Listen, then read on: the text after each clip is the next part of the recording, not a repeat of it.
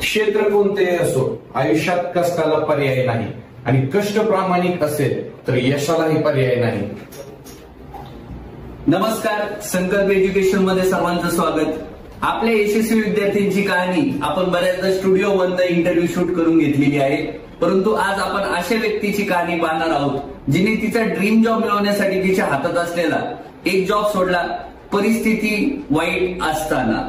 ते म्हणतात ना, मंजिले पाव पकडती है ठहरने के लिए, शौक कहता है दो चार कदम और सही. तर अशा संघर्षाची कहाणी आपण त्यांच्या गावाकडे जाऊन घेतोय. तर चला तर मग आपण जाऊया त्यांच्या गावाला. येस.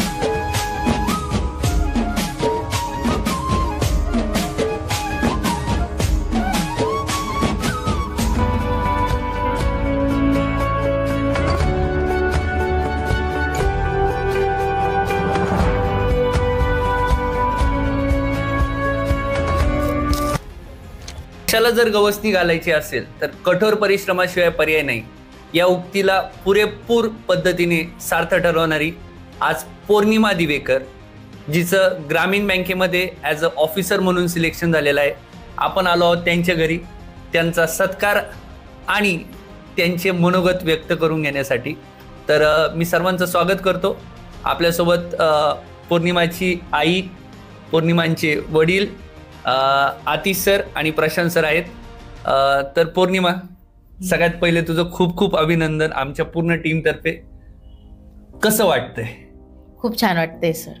खूप छान वाटतंय ही नक्कीच तुझ्या चेहऱ्यावरनं दिसतंय. बट मला सांग की तुझ्या थोडंसं बॅकग्राऊंड बद्दल सांग की तुझं ग्रॅज्युएशन परत शिक्षण कुठून झालेलं आहे, याबद्दल जरा थोडीशी माहिती पुढच्या वर्गाला भेटली पाहिजे. सर, माझं 10वी-12वीचं शिक्षण देवगौरंगारी इथूनच झालं. त्यानंतर माझं BSc ग्रॅज्युएशन मध्ये BSc झालेलं आहे, BSc मधून झालेलं आहे. 2022ला माझं BSc कम्प्लीट झालं. 2022ला तुझं BSc कम्प्लीट झाला. तू कम्प्लीट ऑनलाईन बॅचची स्टुडंट आहेस, बरोबर? हो सर. मला सांग, तुला बँकिंग करायचंय, हा तुझ्या मनात विचार कधी आला, कशामुळे आला आणि तू ऑनलाईन मोडच का सिलेक्ट केलास? सर, फर्स्ट इयरला असताना माझ्या शेजारचा एक मुलगा बँकेत तेव्हा लागला होता. त्यांनीच मला बँकिंग बद्दल सांगितलं. तेव्हाच मी ठरवलं होतं की मला बँकिंग करायचंय. पण मग ग्रॅज्युएशन झाल्यानंतर समजा मग मी क्लास लावला ऑनलाईन आणि घरची परिस्थिती थोडीशी हे असल्यामुळेच मग मी ऑनलाईन क्लास जॉईन केलं. घरची परिस्थिती असल्यामुळं म्हणजे जरा थोडंसं एक्सप्लेन करून सांग, कारण की बाकीच्यांना काहीच माहित नाही तुझ्या बॅकग्राऊंड बद्दल. क्लासची फी समजा मला असं वाटतं offline as compare to offline ऑनलाईनची कमी होती ना, त्याच्यामुळे मी ऑनलाईन क्लास जॉईन केला होता तेव्हा. अच्छा, ऑनलाईन क्लासची फी कमी होती आणि शिवाय राहण्याचा खर्च, हो, या सर्व बाबतींचा विचार करून तिने हा डिसिजन घेतला होता. मी इथे एक सांगू इच्छितो की पौर्णिमा स्वतः नाही सांगणार, बट आम्हाला माहितीये पौर्णिमाचे वडील हे प्रॉपर देवगाव-रंगारी इथले आहेत. लहानपणापासून मोठे इथं झालेले आहेत. त्यांचं घर जर तुम्ही पाहताल तर ते पत्र्याचं आहे आणि 600 स्क्वेअर फूट पेक्षा मोठं तिचं घर नसावं. तुम्ही बाईटमध्ये तुम्हाला तिची अभ्यासाची स्टडी रूम दिसली असेल.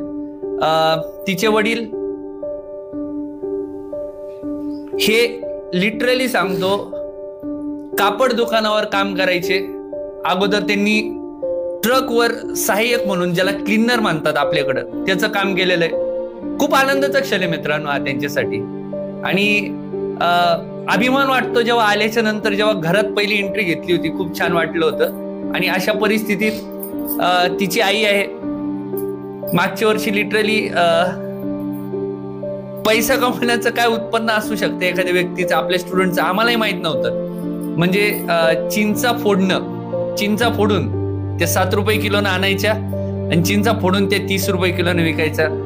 आणि असं पूर्ण घरी मदत करून आज पौर्णिमाचं सिलेक्शन झालेलं आहे. काही काही विद्यार्थी हे सिलेक्ट होतात, मनात घर करतात, परंतु काही स्टुडंट असे असतात ज्यांचे स्ट्रगल ऐकल्याच्या नंतर मनात खूप मोठा रिस्पेक्ट तयार होतो. पौर्णिमा, तो रिस्पेक्ट आमच्यासाठी खूप मोठ्या पद्धतीने कमवलेला आहे. आणि असं नाही की आम्हाला माहिती होत्या गोष्टी, आम्हाला इथं आल्याच्या नंतर समजल्या. डोळे पाणवले होते आमचे पण, बट ठीक आहे. पौर्णिमा, थोडस प्रशांत सर, तुम्ही बाबांना जाऊन प्रश्न विचारा त्यांच्या. मला पर्टिक्युलरली म्हणजे माझ्या लक्षात आलं ज्यावेळेस मी इथं बोलत असताना, म्हणजे एक आई जी असेल ती सपोर्ट किती करू शकते.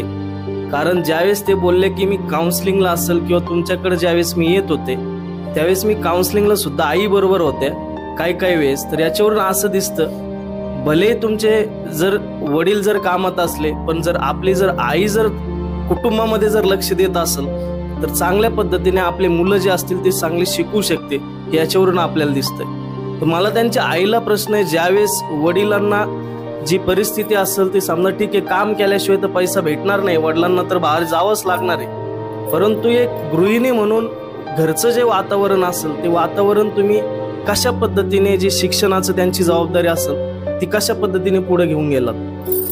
सर, दुकानाच्या ह्याच्यावर आमचं काहीच होत नव्हतं. 400-500 रुपये गल्ला व्हायचा रोजचा धंद्याचा, पण त्याच्यामध्ये काहीच होत नव्हतं. मग मी माझ्या मुलाला नाशिकला जॉबसाठी पाठवलं, क्लास सोडून त्याचे. मग त्यांनी तिथे क्लास जॉब केला आणि तो पैसे आम्हाला पाठवायचा. आणि मग नंतर काही चिंचा वगैरे फोडून असं आम्ही करत राहिलो थोडं. तुमचं जे शिक्षण असेल ते किती आहे? माझं 7वी झालेलं सर. म्हणजे याच्यावरून दिसून येते, जरी समजा आपण कमी शिकलेलो असेल पण आपले मुलांनी मोठी भरारी घ्यावी ही जर इच्छा जर मनात असेल तर आपण जी सपोर्टिंग सिस्टीम ज्याला म्हणतो ती एक खूप महत्त्वाचं इथं रोल प्ले करत असतील, जे त्यांच्या आईने निभावली. आता वडिलांना त्या गोष्टीत लक्ष देण्यासाठी वेळ नसेल, परंतु आई ही खूप महत्त्वाची भूमिका त्याच्यामध्ये बजावलेली आहे. त्याच्यानंतर माझा वडिलांना प्रश्न असेल की काका, आम्ही ज्यावेळेस आतमध्ये आलो त्यावेळेस तुमच्या चेहऱ्यावरून या सगळ्या गोष्टी दिसत होत्या की मला ह्या गोष्टीचं दुःख पण आहे की मी माझ्या मुलांना असेल ते तेवढ्या परिस्थितीतून नेण्यासाठी माझ्याकडून तेवढं सपोर्ट नाही करता आला, परंतु त्यांच्या मुलाच्या मेहनतीवर आज ते मोठे झाले. मला एक सांगा की तुमची जी परिस्थिती असेल, भले तर आज तुम्हाला आनंद होत असेल, पण ज्या परिस्थितीतून तुम्ही गेलात ती परिस्थिती नेमकी कशा पद्धतीची होती? परिस्थिती सर खूप वाईट होती. आणि मी सांगू इच्छितो की गरीब जरी असलं तर होऊ शकतं, नोकरीला लागू शकतं माणूस. आणि मी कपड्याच्या दुकानावर काम करून, किराणा दुकानात काम करून मी सगळं मुलांना सपोर्ट करीतच राहिलो. आणि परिस्थिती खूप येऊन गेली. आता 2-3 बँकेचे लोन पण आहे आमच्यावर, असे यांच्यासाठीच केलेले, असे छोटे केलेले आहेत आम्ही लोन. आणि आता परिस्थिती अशी की मी कालपर्यंत तिची गाळ्यातली पोत पण ठेवलेली आहे. हो, मला एक गोष्ट म्हणजे गावाकडे असेल किंवा जे अतिसामान्य कुटुंब असतं त्याच्यात ह्या सगळ्या गोष्टी चालत असतात, परंतु या लोकांच्या समोर येत नाही. म्हणूनच आम्ही काका इथं येण्याचं ठरवलं. ज्यावेळेस आम्हाला ती परिस्थिती समजली, काही लोकांना समजलं पाहिजे की आपल्याला परिस्थिती मॅटर नाही करत, आपण जर मेहनती असेल तर 100% आपण ते यश मिळवून देऊ शकतो. आणि वडिलांच्या आणि आई वडिलांचे जे काही डोळ्यातलं पाणी असेल ते आनंदाश्रू आणून देऊ शकतो, हे याच्यावरून आपल्याला दिसतं. मी एक सांगू इच्छितो सर की आई वडिलांना मुलांना जास्त सपोर्ट करा, त्यावेळेस मुलं बांधतात. नाहीतर मग वडील कसे आई कसे असं होतच नाही, मुलांनी सक्सेस होत. बरोबर, आई वडिलांनीच सपोर्ट करावा बस मुलांना. आता तुमचं तर शिक्षण जास्त तर नाहीये तरी पण आम्ही सपोर्ट केला, हे सगळ्यात महत्वाचं आहे. आमची पण तिच्यापेक्षा जास्त जिद्द आई वडिलांची जास्त होती. आपण नाही पाहिजे, आई वडिलांची जास्त जिद्द पाहिजे. आपण जर नाही शिकलो पण आपल्या पुढची जी पिढी असेल ती 100% शिकायला पाहिजे, ही आई वडिलांची इच्छा आहे आणि त्यांनी ती कम्प्लीट करून दाखवली. आणि श्रीमंत गरिबी काय मॅटर नाही करीत सर. गरीबाचा मुलगा बी बनू शकतो आणि श्रीमंताचा मुलगा पण बनू शकतो, फक्त मुलं हुशार पाहिजे. बरोबर आहे. म्हणजे आई वडिलांचं जर स्वप्न जर तुम्ही जर साकार करण्यासाठी जर येत असाल, फक्त एवढं लक्षात ठेवा, मेहनत केली तर 100% आपण यशस्वी होऊ शकतो. ठीक आहे, याच्या पुढचा जो पार्ट असेल ते आतिश सर घेतील. आता आपण बघितलंच, पौर्णिमाची आई असतील, वडील असतील, घरीवरून आलेला आहे, त्यांना त्यांचे आनंदाश्रू सांगतात की त्यांना किती खुशी झालेली आहे. कारण आपण एवढ्या कष्टातून, एवढ्या मेहनतीतून आपल्या मुलाला, आपल्या मुलीला शिकवत असतो. त्या टायमाला त्याने जर त्याचं चीज केलं, तर ते चीज केल्यानंतर सर्वात जास्त जगात कोण खुश असतं, तर ते असतात आई वडील असतात. आणि आपल्याला ते दिसतंय की एक आपल्याला आता गर्वाने मानून झालेले वडील दिसतील, आई असतील, कारण त्यांच्या मनात एकच भावना आहे की आता सध्या मुलीने आपल्या करून दावलेला आहे, चार चौघात समाजात असेल आपली मान गर्वाने उंच केलेली आहे. तर एक लास्ट अभिप्राय आपण त्यांचा घेऊ की आता म्हणजे नेमका आता फिलिंग काय सध्या तुमच्या मनामध्ये एक्झॅक्ट, की सध्या रिझल्ट आलेला तो दिवस, आतापर्यंत ह्या फिलिंग्स कशा आहेत तुमच्या मनात, काय नेमकं चाललंय काय? खूप आनंदी सर, आम्ही खूप खुश आहे, खूप आनंदी आहे आम्ही. फिलिंग 4-5 दिवसापासून चांगल्याची, 1 तारखेपासून चांगल्याच चेहऱ्यावर दिसतंय वाटतं. हो, कारण तुमच्या डोळ्यातले आनंदाश्रू पण आपल्याला सांगून जातात सर्व काही कहाणी. कारण कष्टातून ज्यावेळेस आपण आपल्या मुलीला आहे का मोठं करतो आणि ती एखादा असं काहीतरी अतुलनीय कामगिरी करून दावते, त्या टाइमाला आहे का, आणि मी तुमच्या सर्व मुलांना सांगतो की तुम्ही अभ्यास आहे का आदर्श घ्यायचा असेल तर पौर्णिमासारख्या मुलींचा आदर्श घ्या, की ज्यांनी आहे का म्हणजे ऑफलाईनला यायला त्यांच्याकडे आहे का परिस्थिती नाही आहे आपली, पण त्यांनी ऑफलाईनला तिथे येऊन संभाजीनगरमध्ये आहे का क्लासेस केले नाहीत, ऑनलाईन क्लासेस घेतले. तुम्हाला व्हिडिओमध्ये दिसेल की त्या कुठं अभ्यास करत होत्या. आता आईनं सांगितलं पौर्णिमाच्या की तिथं त्यांची चूल होती, जिथं चूल होती, जिथं स्वयंपाकघर होतं, तिथं त्यांनी स्टडी रूम बनवला, तिथून त्यांनी त्यांचा प्रवास आहे म्हणजे अभ्यासाची जर्नी स्टार्ट केली. आता त्या पोस्ट होल्डर झालेल्या आहे त्या पौर्णिमा. सर्वांनी त्यांच्याकडून प्रेरणा घ्या. एक आपल्यासमोर उदाहरण आहे की गरीब श्रीमंती काय नसतं, तुमच्याकडे जिद्द पाहिजे, चिकाटी पाहिजे, यश नक्कीच तुम्हाला भेटेल. फक्त करण्याची काहीतरी तुमच्या हातून इच्छा पाहिजे, आई वडिलांचं नाव मोठं करण्याची तुमच्या हात इच्छा पाहिजे.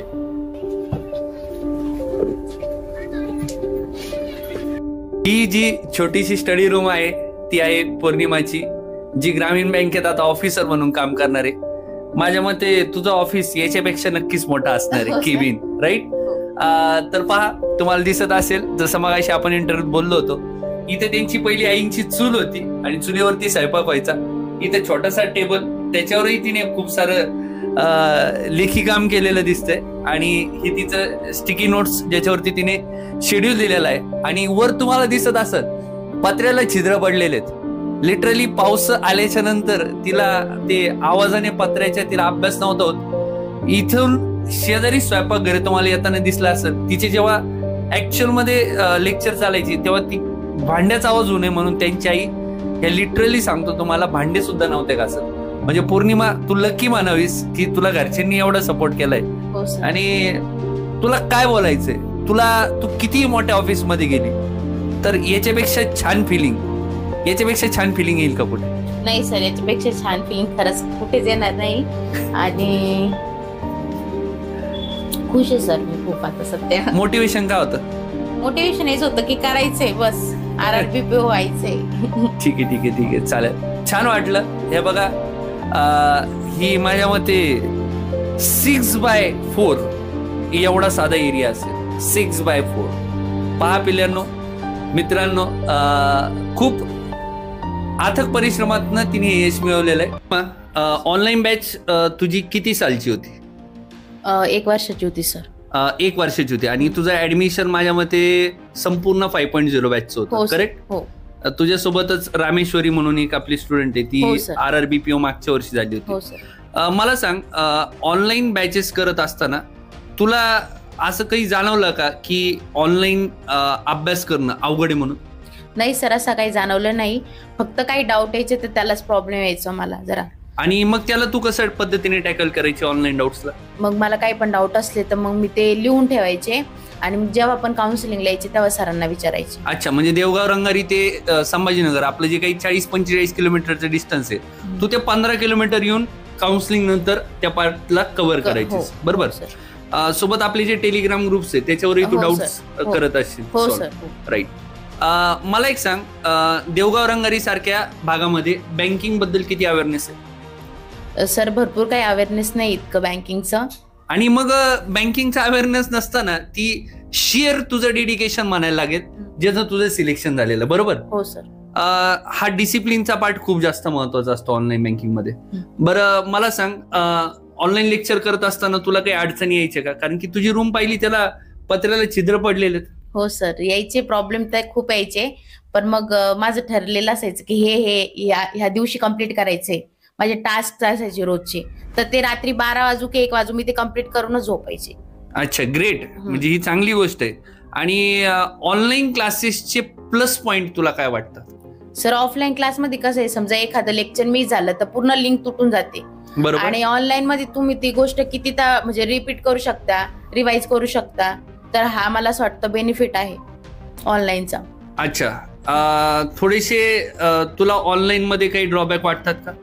नाही सर, मला नाही वाटत. हा, वेल, हे फार महत्वाचं आहे. ऑनलाईन मध्ये ड्रॉबॅक त्याला वाटतात जो स्वतःहून डिसिप्लिन पद्धतीने अभ्यास करत नाही, त्याला ड्रॉबॅक वाटतात. बरोबर. मला सांग, कुठला सब्जेक्ट सगळ्यात जास्त नावडतीचा होता? खरं खरं बोलायचं. सर, इंग्लिशची भीती वाटायची. आणि मग इंग्लिशचं कसं पद्धतीने तू टॅकल केलंस? फर्स्ट सर, मी सुधा मूर्तीचे बुक्स वाचले. हळूहळू म्हणजे इझी लर्निंग कडे गेले मी. आणि त्यानंतर मग मी न्यूजपेपर रिडिंग केली आणि ग्रामर पण केलेलं आहे सर. मी ग्रामरचे रूल्स केलेले. ग्रामरच्या रूलचा फायदा झाला? हो सर. ठीक आहे. मला एक सांग, सगळ्यात आवडतीचा सब्जेक्ट कुठला होता? रिझनिंग होता. रिझनिंग होता. आणि मॅथ आणि रिझनिंग दोन्ही पण होते सर. कॉन्टॅक्ट हे सर्व करत असताना आपली जी युट्यूबवर लेक्चर व्हायचे, आपण एक्स्ट्रा घ्यायचो मेन्स साठी. हो सर. तर तेही करायची? हो सर. हो. त्याचा काही फायदा झाला? मेन्सला खूप फायदा झाला सर, मेन्सच्या लेक्चरचा. Okay, very good. मला अजून एक गोष्ट अशी विचारायची की मॉक दिल्याच्या नंतर त्याचं अनालिसिस तू कशा पद्धतीने करायची स्वतः? सर, प्रिलिम्सचा तर माझा स्कोर चांगलाच होता पहिल्यापासून. प्रिलिम्सचा अनालिसिस समजा मागच्या वर्षी पण पूर्ण प्रिलिम्स दिलेल्या होत्या, सगळ्या क्लिअर झालेल्या होत्या. तर प्रिलिम्सचं थोडंसं अनालिसिस करायचे, पण मेन्सचं खूप अनालिसिस करायचे. जे क्वेश्चन आले ते मी डबल सॉल्व्ह करायचे, कुठं टाइम गेला ते बघायचे, आणि मग असं माझं अनालिसिस असायचं. अच्छा, म्हणजे प्रॉपर पद्धतीने अनालिसिस होणंही टेस्टचं तेवढंच गरजेचं असतं, राईट? ठीक आहे. तुला कधी असं वाटलं की IDBI एक्झिक्युटिव्हचं सिलेक्शन झाल्याच्या नंतर आपण जॉईन करावं? घरची परिस्थिती पाहून वाटलं होतं? हो सर, माझं मेडिकल वगैरे सगळं झालं होतं. मुंबईला जॉईनिंग पण दिली होती मला, पण मग मी तुमच्याकडे आले होते सर. तुम्ही सांगितलं होतं की तू करू शकते आणखी पुढे, त्याच्यामुळे मग मी ते नाही केलं. म्हणजे तो तू मोह आवरलास. आणि सर. माझ्या मते तुझी ड्रीम जॉब ही RRB POच होती. हो सर. हो. पुढं काय करायचं आता सर? स्टडी चालूच ठेवाल मी रेग्युलर. इथं थांबायचं नाही सर, नाही. पूर्ण करायची परिस्थिती बदलायची? हो सर. हो. ओके. प्रशांत सर, थोडस आता पुढचा पार्ट तिच्या RRB POच्या इंटरव्ह्यू प्रिपरेशन आणि बाकीच्या गोष्टींबद्दल प्रशांत सर थोडस डिस्कस करा.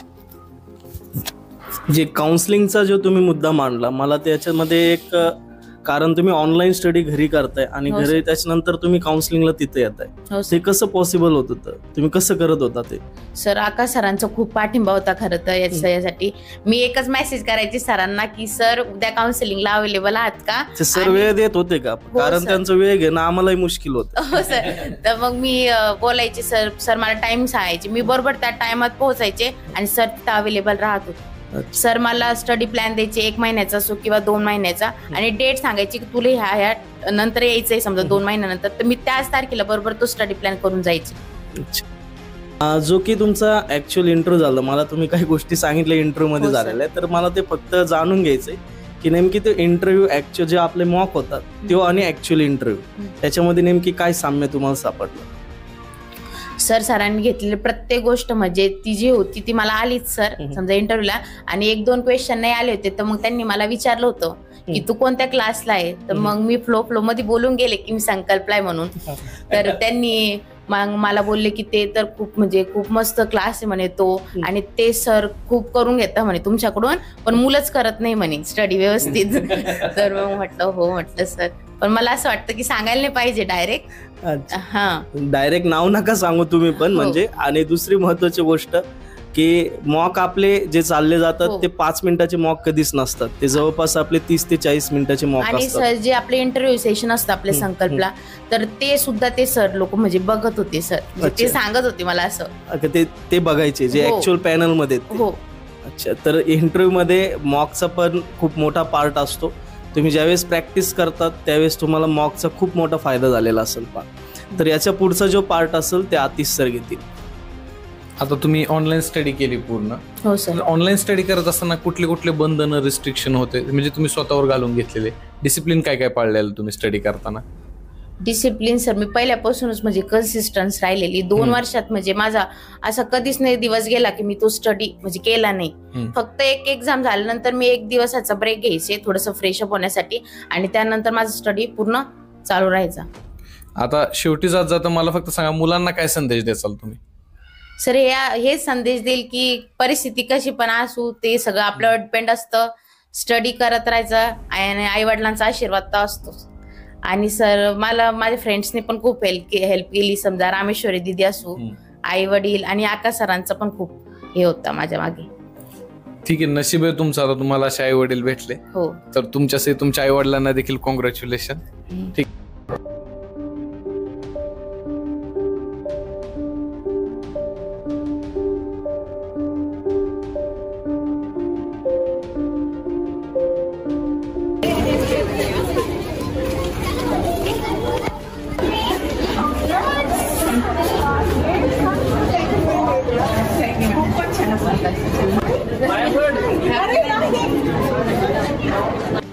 इथं पौर्णिमाच्या घरी आलेला असताना सहज तिच्या बोलण्यात जाणवलं की तिच्या जडणघडणीमध्ये तिच्या विद्यालयीन आणि महाविद्यालयीन शिक्षकांचा किती मोठा वाटा आहे.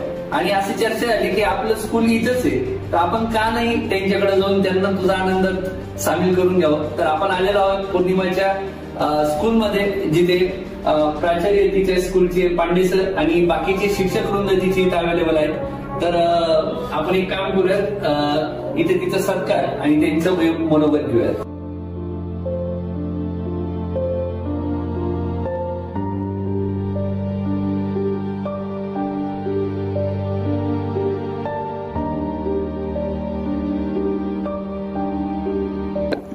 पौर्णिमा, ग्रामीण भागामधनं ज्यावेळेस मुलं आमच्याकडे येतात ग्रामीण भागामध्ये, तर त्यावेळेस त्या मुलांच्या आमच्याकडनं फार अपेक्षा असतात आणि आम्ही त्या अपेक्षा पूर्ण करण्याचा आटोकाट प्रयत्न करतो. पौर्णिमा 10वी पर्यंत जर म्हणाल तर अतिशय नॉटी, गॅदरिंग, कल्चरल प्रोग्राम्स, म्हणजे ऑलराऊंडर.